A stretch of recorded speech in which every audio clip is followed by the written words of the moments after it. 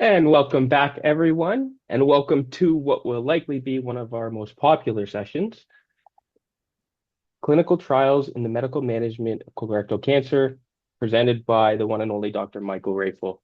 Dr. Raphael is a medical oncologist and the early age onset colorectal cancer clinic lead at the Audette Cancer Center at Sunnybrook Health Sciences Center. His practice is dedicated to the care of patients with gastrointestinal cancers. He completed his medical degree at Queen's University and his internal medicine and medical oncology training at the University of Toronto. He then completed an advanced cancer health services research fellowship and a master's of science, healthcare quality, risk, and safety at Queen's University. His research focus is on population-based cancer care. His research aims to identify ways to optimize the coordination and delivery of cancer care services and to describe gaps in care, disparities in access to treatment, uptake of cancer therapies, and real-world toxicity and effectiveness. His research has already influenced practice guidelines globally and led to a new quality metric that is routinely captured by Cancer Care Ontario, time to initiating adjuvant chemotherapy. Dr. Raphael is also an immensely valued co-chair of CRAN's Scientific and Medical Advisory Board. Dr. Raphael, it is an honor to pass the floor to you. Thank you for being with us today. Thank you. Thank you. I'm trying to multitask because I'm on call. And of course, when I'm giving a presentation, there's an emergency going on. So I will try my best to walk us through this. We have some time together today. We're talking about clinical trials in metastatic colorectal cancer. Hopefully, you can see my slides okay. And so, this is a talk that we've set up specifically recognizing that in the CRAN family, there's a wide level of knowledge. Some are just starting out their journey, and others are already super educated when it comes to all aspects related to colorectal cancer. So, trying to make the talk something that everyone can get a little bit from. So we'll start off by talking a little bit about clinical trials in general, what they are, why they're important, how we get access to them, how we find them. And then the second part, we'll talk a little bit about some recently completed clinical trials and how those have changed the landscape. And then in the last few slides, we will talk about some upcoming clinical trials. Fortunately, we're in an era where there's a lot of activity right now. So, I couldn't in this short period of time talk about neoadjuvant, adjuvant, and metastatic. So just for time purposes, I focused on metastatic disease. Um, and so here are the four things that we're going to cover today: why trials matter, what they are, what they're not.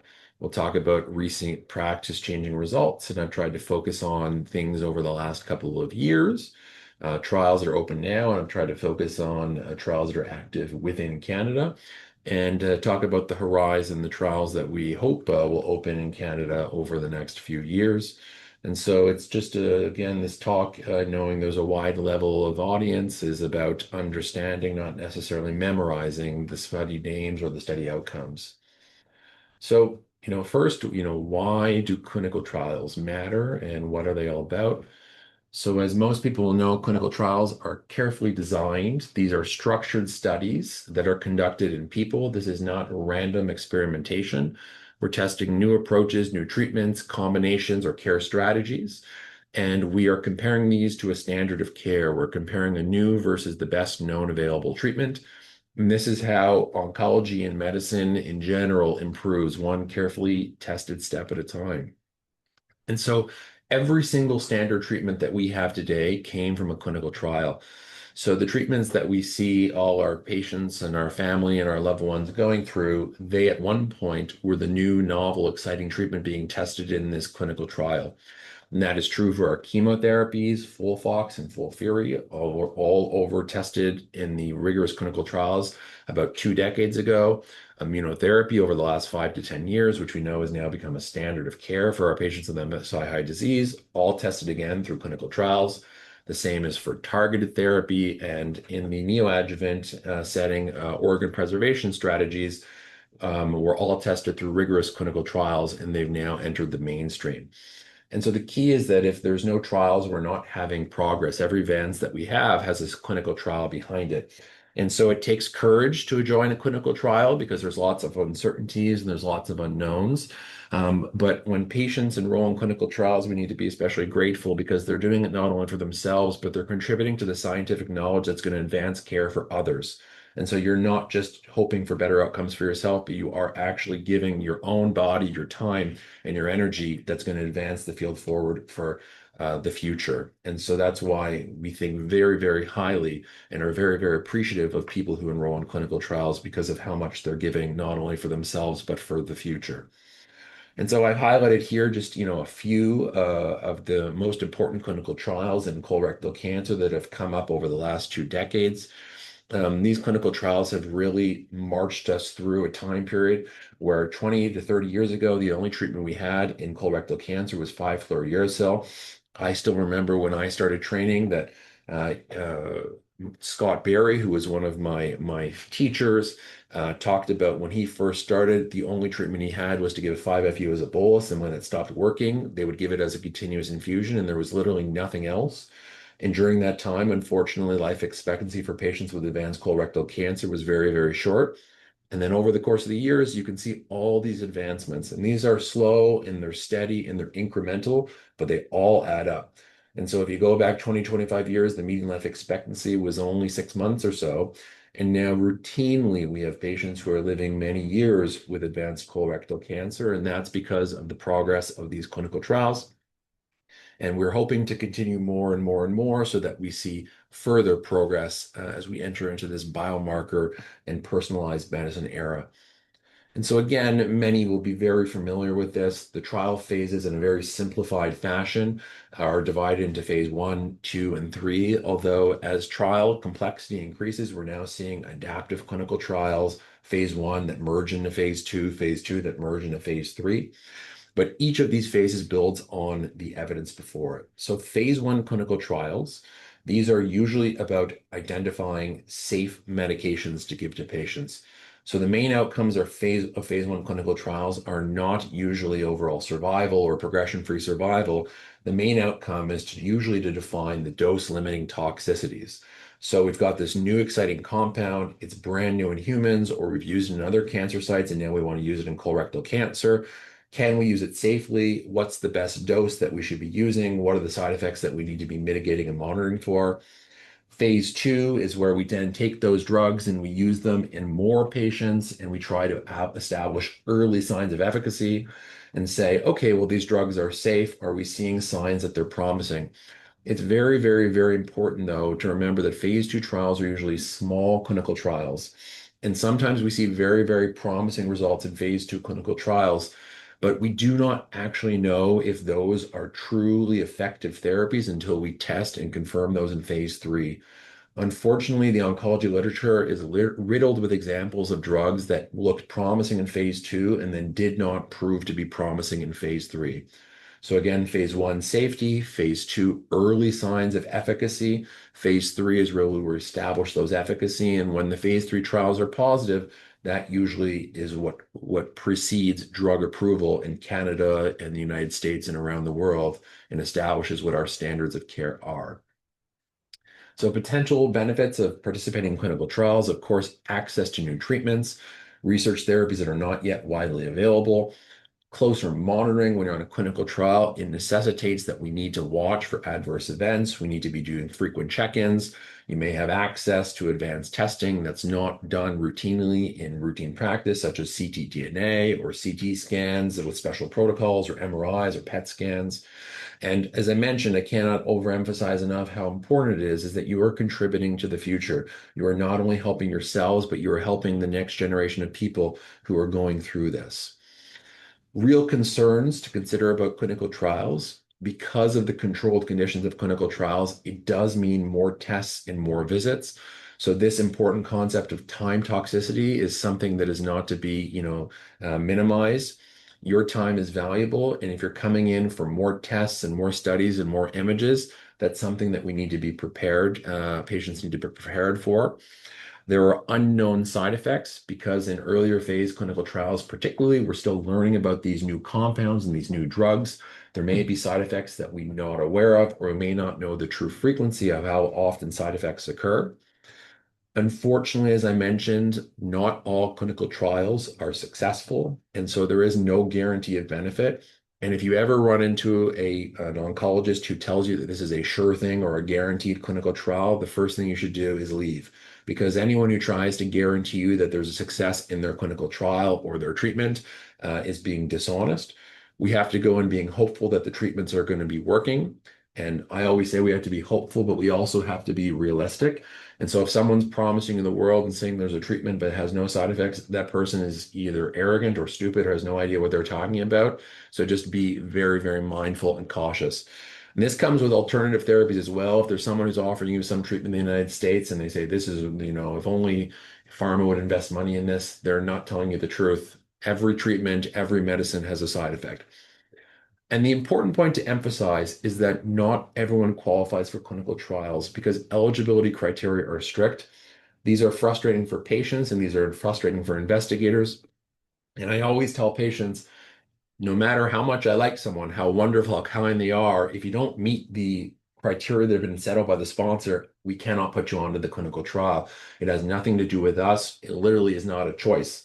The sponsor reviews you for your eligibility criteria, and if you don't meet boxes X, Y, and Z, then you won't be eligible. Now, we've tried to push back on this because some of these criteria are stupid. Some of these criteria are irrelevant to the trial at hand. The classical example is that clinical trials routinely exclude people who have low renal function. So sometimes people's kidneys are not working well. That is a nonsensical requirement if the drug has no renal clearance whatsoever. But for example, at one of the clinical trials, we'll talk about this coming up, the Batman clinical trial. I have a patient who otherwise would be a perfect candidate for the clinical trial, but their creatinine clearance is less than 30. And so they are not a candidate. And I've pushed back and tried to fight and said, these drugs have no renal clearance. It doesn't make any sense whatsoever. But unfortunately, despite my appeals and the protest, there's no way to get them on the clinical trial because they don't meet the very strict eligibility criteria. And so this is just a little bit more about that. What sort of eligibility criteria are people looking for? Well, overall health, there are certain comorbidities that may affect your eligibility. An example, as we're using more of these antibody drug conjugates like trastuzumab deruxtecan, we know that those affect the lungs and can cause interstitial lung disease. So all of the clinical trials will exclude people who have pre-existing lung conditions. Sometimes clinical trials are dependent on the line of therapy. So if you've had too few or too many treatments, you may not be eligible. There may be features of your tumor, like you may have a need to have a mutation or have absence of a mutation. And if you do or don't have it, you could not be eligible. And then each trial is going to have its own specific criteria, and we need to meet those criteria in order to be eligible. But not being eligible for clinical trials is common. It's not a failure. It just reflects the precision of modern day trial design. And I like to remind patients and families that these trial eligibility criteria are there for the reason, and they're there to keep the participants safe, and they're there to protect you. And so we always want to explore new treatments. We always want to explore better treatments, but we only want to do it if it's safe. We never would want to put you through a treatment that has unknown benefits and could cause you significant toxicity. So these are the reasons why these criteria exist.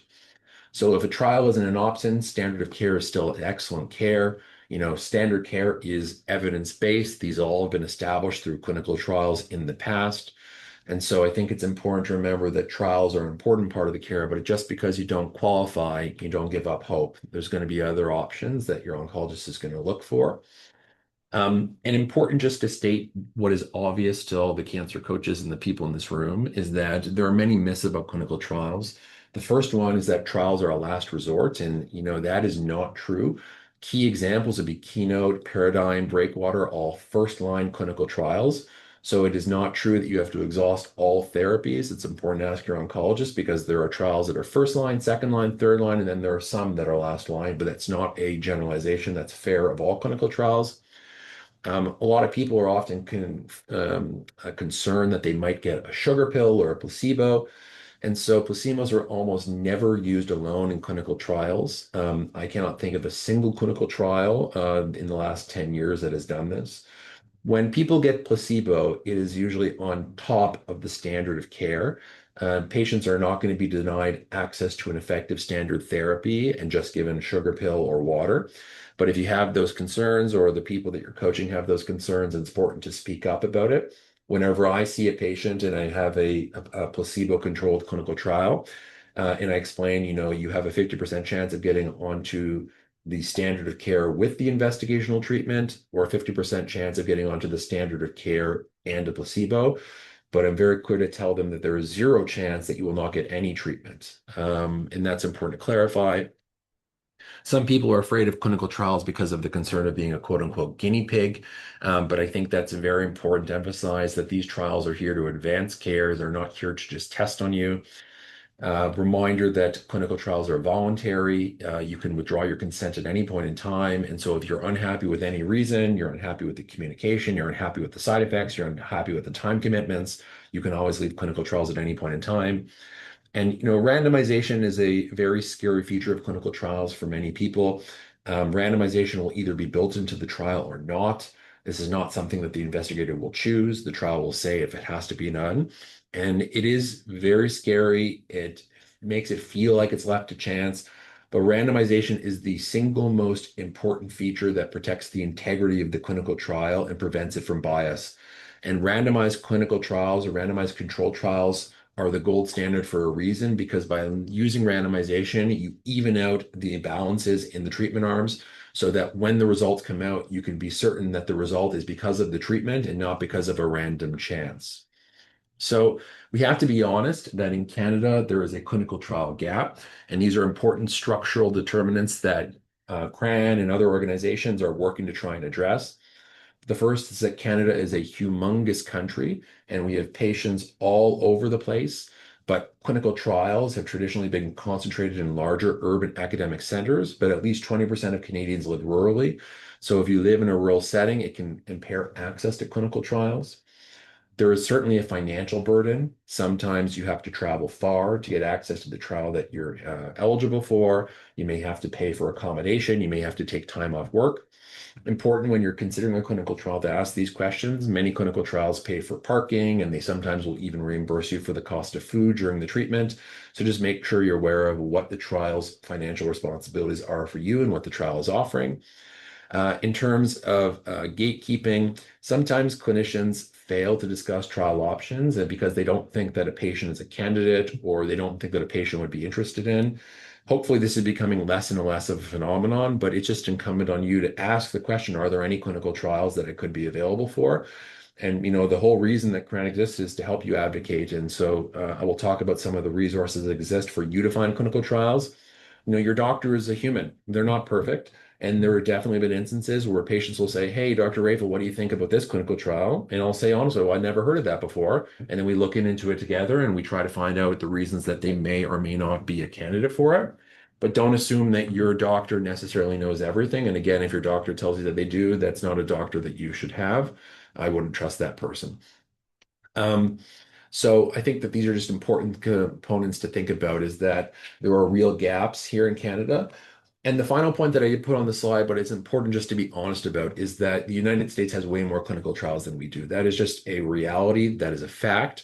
But quite honestly, it's very, very problematic for patients to go to the United States to get access to treatment. It's a humongous financial burden because it is not covered by the government. There are rare circumstances where the government will pay for people to go to the United States to get access to therapies.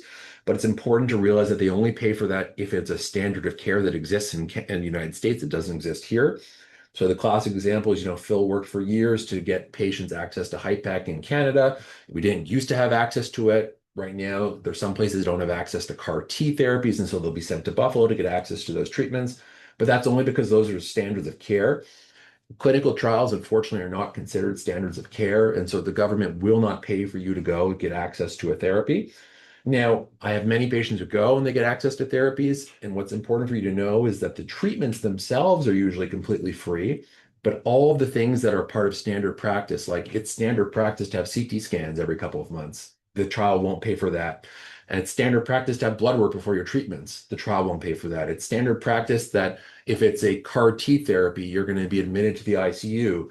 the trial won't pay for that. It's all expected that the governmental insurance plans would pay for that, or if you're in the States, the private insurance plan. So there's considerable resources. And we used to be able to send patients to the NIH. Unfortunately, that has changed with the political landscape that's going on, because the NIH has become very, very restrictive about who they're allowed to provide treatments to, who they're allowed to collaborate with. But there are trials in the States, and you should explore that. Every patient has different means, and it's not for us to tell you if you should or shouldn't go, but just to be honest about the limitations. So here are some examples of some important resources that everyone should know. So obviously CRAN, the My CRC coaching program, which you're all a part of. And so CRAN it keeps a very close eye on the evidence base, on the clinical trials that are being run in Canada, the clinical trials that are on the horizon. They have a very close connection with the pharmaceutical companies. And so they have a good understanding of the trials that are coming and going. CCTG is our National Canadian Trials Network, and you can just Google their website and check what clinical trials they have running. The Canadian Cancer Society has a helpline that can help identify with trial searches. And there's this new resource that just launched that's actually quite nice, this cancertrialscanada.ca. And it will list all the clinical trials that are available. So this is a really, really good list of resources that patients can look to.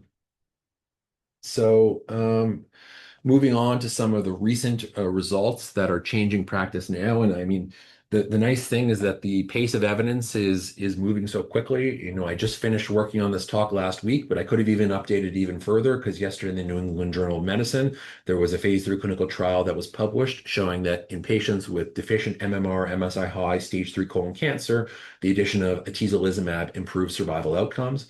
Literally just came out in the New England Journal yesterday, a practice-changing clinical trial. So for our stage 3 patients who are MSI high, we will see addition of immunotherapy in the near future.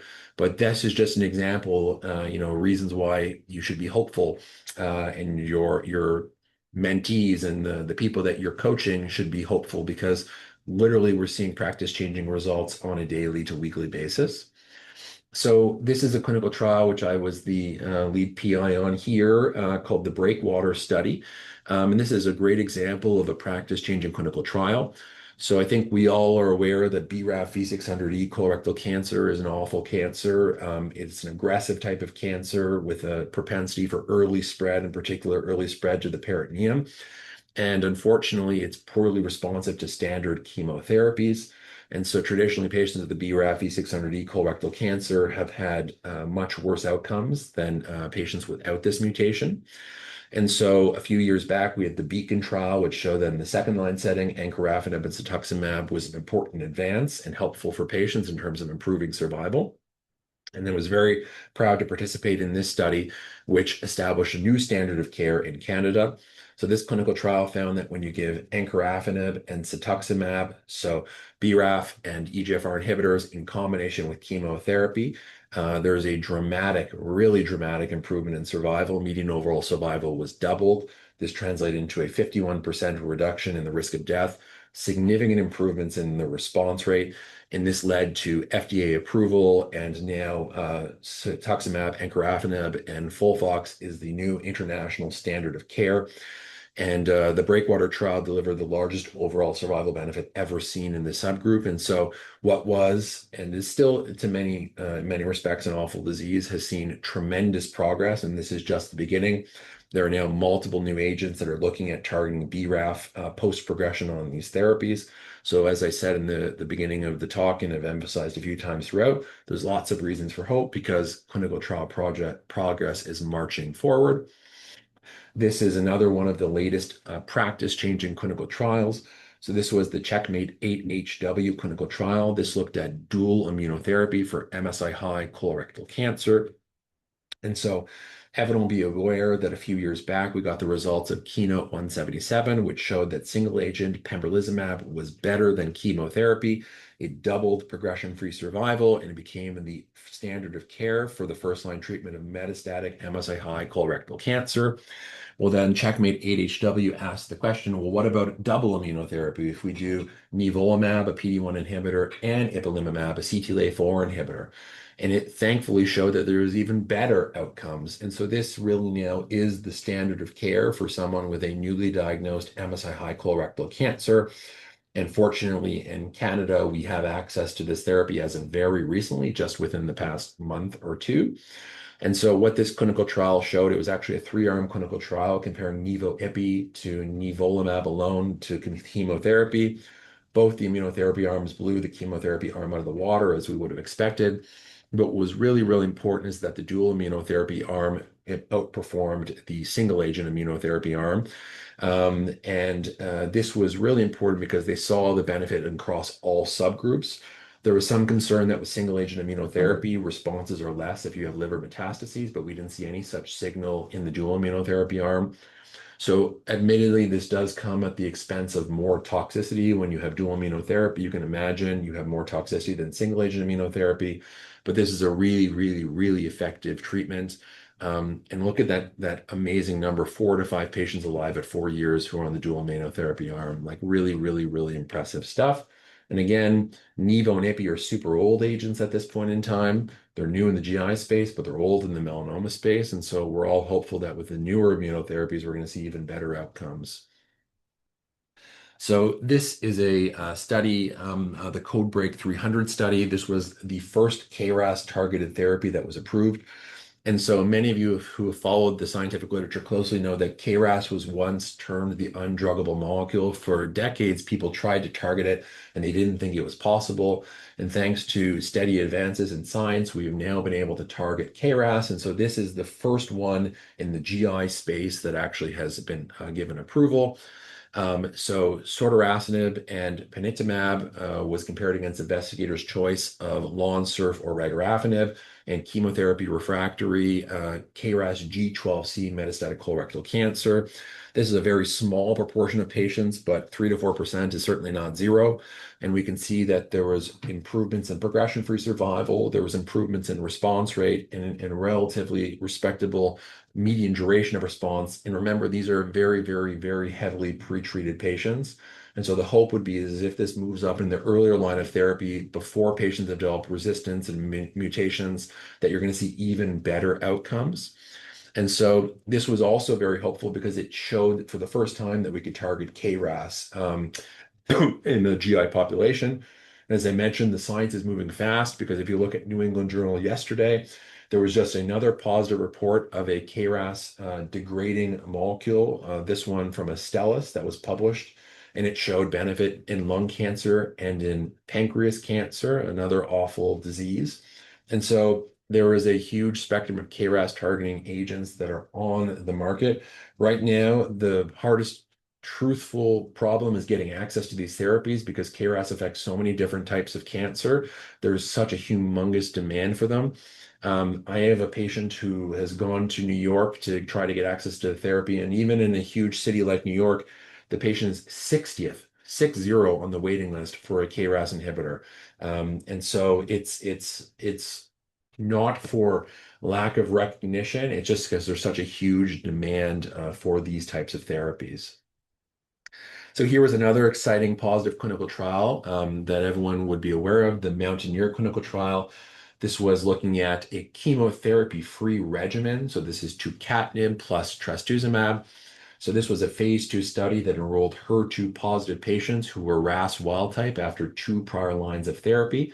This showed, again, in a heavily pretreated population of patients, a 40% response rate, a 15-month duration of response, and a 24-month overall survival. So again, we want much more than 24 months, but important to remember that these were pretreated patients. Their cancer had already been exposed to a lot of different therapies, and we're very hopeful that if we can move this therapy up to the first line setting, that we can have benefit.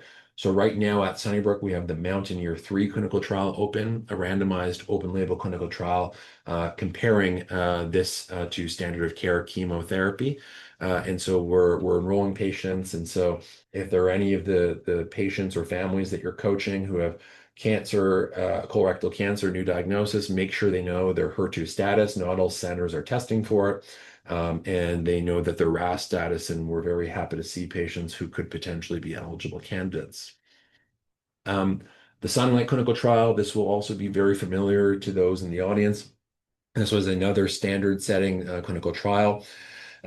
You'll know that we had access to TAS 102 Lonsurf, which unfortunately by itself is a very, very, very modest therapy. But fortunately, when combined with bevacizumab, it actually shows quite a bit of promise. And so this was shown in a phase 3 clinical trial in very heavily pretreated patients to be associated with a significant improvement in survival, a significant reduction in the risk of death, and now is a standard of care and widely available for our patients. Um, and the trials and the data, the evidence is advancing every single day.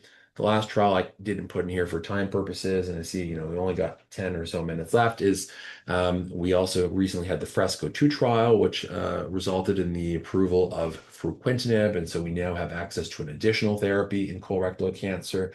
And this is something that we've started to use a lot with our patients here. And so important again is that these clinical trials have broadened the horizons. Long gone are the days where we just had 5-FU. We now have at least 5 standard lines of treatment, and there's more and more treatment options that are coming out each and every single day. So again and again and again, important to remember that there's always a reason to be hopeful. Okay, so let's talk about some of the clinical trials that I'm excited about that are coming up. So this is the Batman clinical trial. And this is a CCTG-led clinical trial that is open at many centers across Canada, including here at Sunnybrook and at Princess Margaret. And it's expected to activate across many sites elsewhere in the country and around the world. So this is a phase 3 study that is looking at these next generation immunotherapy agents called botensilimab and balstilimab. Now, there's been a lot of questions because the way that this clinical trial is done is it's botensilimab and balstilimab versus best supportive care, which does mean no active treatment. And this is very, very important to be honest and upfront about. This is in patients with chemorefractory and microsatellite stable colorectal cancer without liver metastases. And I know that the best supportive care thing is going to be a big sticking point to patients. And when I was doing the training session for this, I asked CCG why it has to be this way, why there couldn't be some other treatment arm.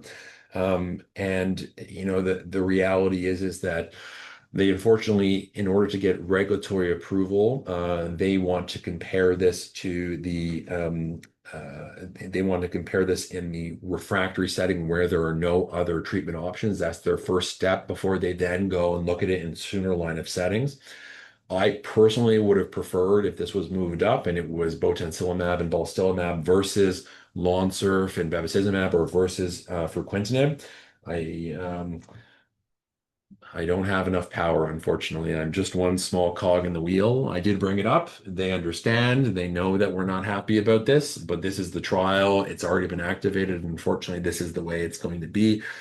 So patients do need to be comfortable with the fact that they could be randomized to the best supportive care arm. I think it's going to be a huge problem because if you are fit enough to get onto this clinical trial, you're probably going to be fit enough to go on other clinical trials and you're going to look for other options.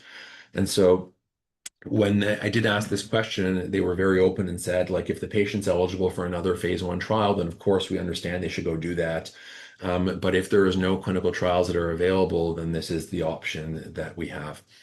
So within those limitations, you should be upset about it. I'm upset about it, but unfortunately, these are the situations that we just have to deal with. The decision makers have made their decision, even though they don't make a lot of sense to us.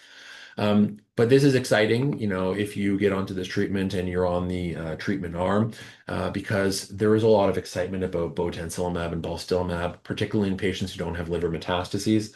Unfortunately, what the studies have shown us thus far is that for reasons that we have hypotheses about, but we don't really understand, liver metastases act as a resistance factor. And patients treated with botensilimab and balstilimab who have liver metastases really don't derive any benefit. And so, this is again, when it goes back to speak to the eligibility criteria, if you or someone that you're coaching has liver metastases, it's not about saying, oh, you're missing out on this great opportunity. It's about framing it and helping them understand this is just not the right opportunity for you. And so if you do not have liver metastases, this is a really great clinical trial option. The phase 1 results reported very impressive outcomes in patients who were, again, treatment refractory. A 20% response rate in a microsatellite stable population of patients to immunotherapy is a first signal of immunotherapy working in this immunotherapy refractory population. So, this is exciting. So again, this is an important clinical trial. My feelings on this are very, very clear. I'll certainly offer this to patients, but be very honest with them about the best supportive care arm. And if there's another treatment that they're going to get, of course, I'm going to get them or recommend they go to another treatment. But for patients who do not have any other treatments, I think that this is a reasonable option to consider. And hopefully this will accrue, it will report out, and that we'll get access to this therapy for other patients. Just as sort of an offline, because we do have a bit of time, I've explored with the company, is there any way to get access to the treatment off of clinical trials? And unfortunately, I've escalated this to the very highest echelons of the company. There is no way in Canada to pay for these agents. They are not Health Canada approved. They will not provide this on a compassionate basis. They've been very, very clear about it. Their goal is to finish off this clinical trial. And so from their perspective, if they give patients access to this treatment, that's a patient who could have gone on to this clinical trial. My understanding, and I don't understand it, and quite frankly, it's a little bit sketchy to me. I think you can go and get access to these agents in some country in South America. I don't know what that means, but they mentioned that to me and it sounded sketchy, so I didn't explore that further. But I can leave that with Cran to investigate and find for people. But it was very, very unusual. Okay, moving away from unusual things to standard treatments that hopefully are helpful. I am the PI for this study here at Sunnybrook. I think this is a really good study, and we've seen some preliminary good results in our patients who are on it.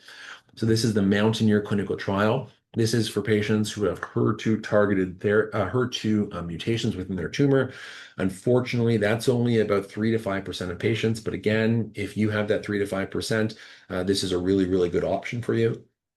This is a randomized clinical trial where patients are getting tucatinib, trastuzumab, and FOLFOX compared to the standard of care, whether that's FOLFOX or in combination with bevacizumab or cetuximab.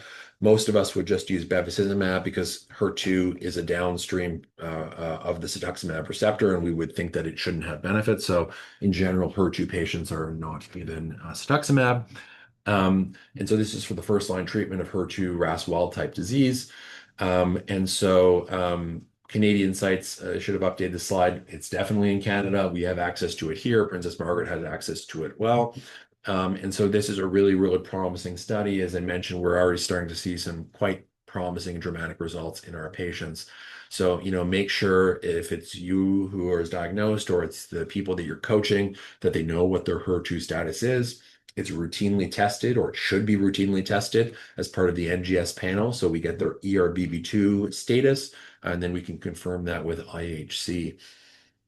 This trial is a great option. So if you have anyone that you know of who has this mutation, we were very happy to see them to try and help out.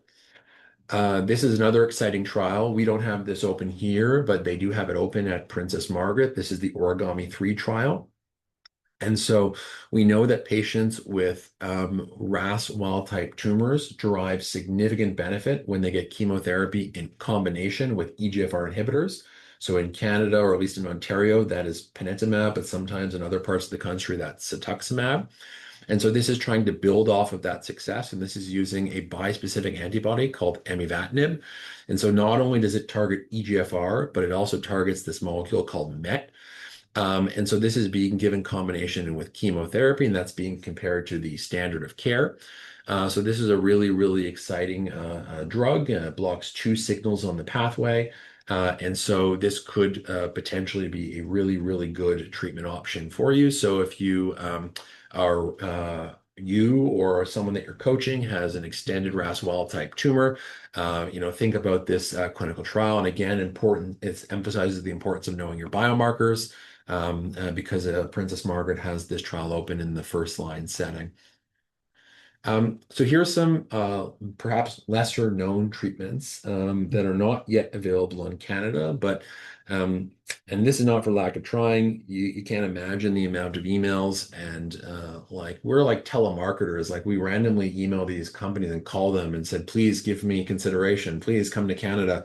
And like we interrupt them during their dinner, like those telemarketers interrupt us. So we're begging for these clinical trials to come here, and there's financial decisions about why they choose Canada or not, but it's not for lack of trying. So this is a really exciting agent that targets the cancer stem cells, these population of cells that are sometimes thought to be refractory to chemotherapy because of their intrinsic properties. So there's some phase 1, 2 studies ongoing with this petosemtamab, which is a first-in-class bispecific antibody targeting both EGFR and this cancer stem cell marker called LGR5. And this is in wild-type microsatellite stable metastatic colorectal cancer. And they're looking at this in the phase 1 trial both as a monotherapy and in combination with FOLFOX and FOLFIRI. And so right now there are no confirmed contained sites, although as I mentioned, we are continuing to try to bring these kind of trials and drugs to Canada. But just keep an eye on clinicaltrials.gov, which will tell you about American clinical trials in general, and will tell you if there's any American sites. And if you have the capacity and you're able to go to Buffalo or New York or Texas, these are studies that you might be very interested in. And so, why it's novel, again, it blocks simultaneously cancer cell growth and targeting signals and the stem cells, which are believed to drive the resistance and recurrence. So exciting here. And so these are just the open trials at a glance. So as I mentioned, the first 3 are open in Canada. The last one's not yet open in Canada, but an example of a trial that we hope to open or get access to soon.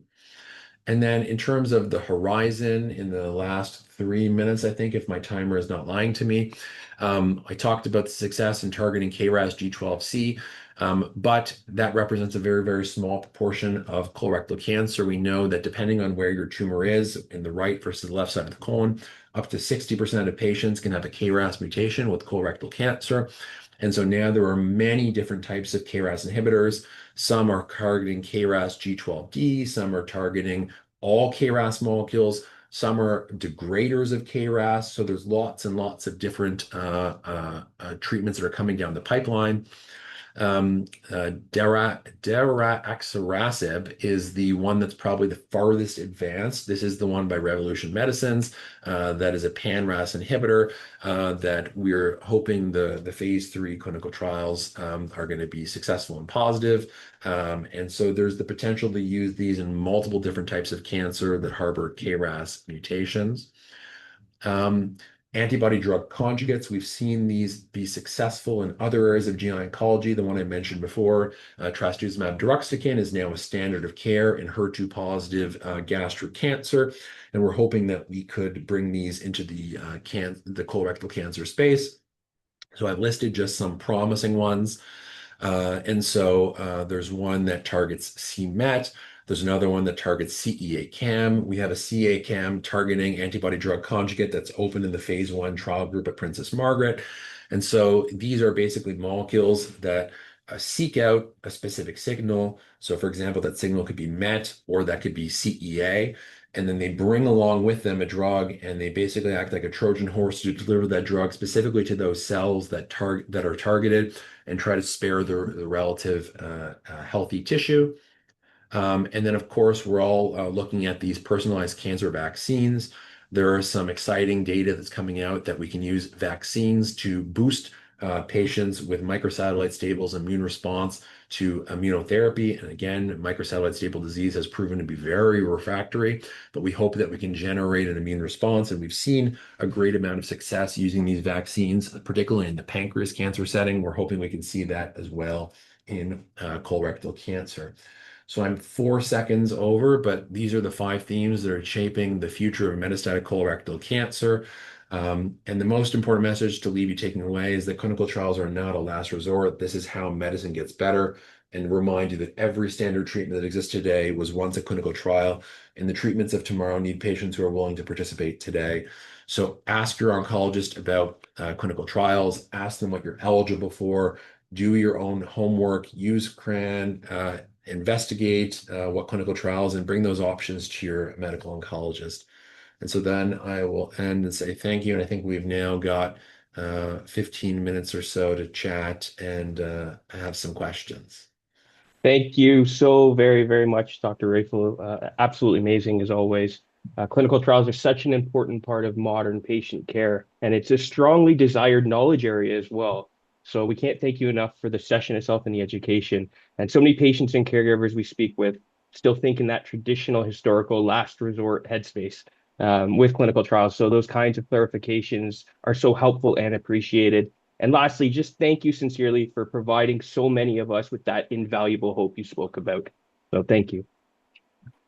Up next, our coaches will head backstage for their question period with Dr. Raphael, and our silent viewers can now head back to the lobby until the next session, which is set to start at 4 p.m. after a short health break. And our next session is with our very own Cassandra McCauley, who will overview CRAN's resources and programs. See everybody at 4.